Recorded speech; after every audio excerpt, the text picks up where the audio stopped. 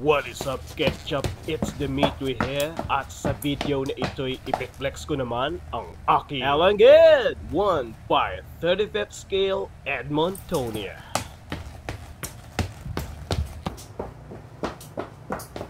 At eto mga dude, ang kanyang box. Sa front side ay may name ng dinosaur. Alangid! Picture ng dinosaur. Alangid! Alangid na naman! Alangid ulit! Picture at name ng dinosaur. Hindi siya pang Alangid! Iba pang dinosaurs ng Alangid! At mga sulat sa ilalim ng box na hindi mo rin naman babasahin. Tara, let us unbox this thing. At hindi man kasing sikat ng Ankylosaurus ang Edmontonia, ay isa ito sa pinaka-iconic na dinosaurs dahil isa siya sa bida-bidang dinosaurs sa Dino Riders. Kaya naman, I'm so very excited that Alangid made this dinosaur model. At may kaliitan man ang box ay mafe-feel mo ang bigat ng dinosaur model sa loob. Eto na mga dude for the reveal ng Alangid Edmontonia. O diba, ang angas, tanggalin na natin siya sa pagkaka-plastic. At eto siya mga dude, ang Alangid Edmontonia. At kuhang-kuha sa video na despite maliit ang dinosaur model na ito, ay jam-pack naman siya ng details. Ang kanyang sculpt ay very majestic at para talaga siyang totoong hayop.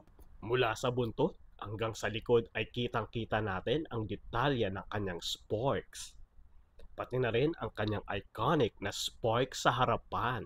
At napaka-cute din niya mga dude. Wala rin akong hanash sa kanyang paint application. Napakaganda ng combination ng gray, blue at pink sa taas na pot at different shades ng brown sa ilalim ng figure.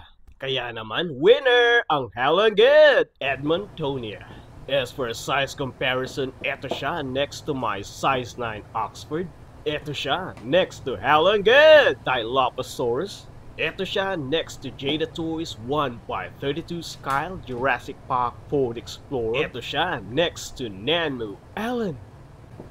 At eto naman siya mga dude next to Nanmu Ankylosaurus.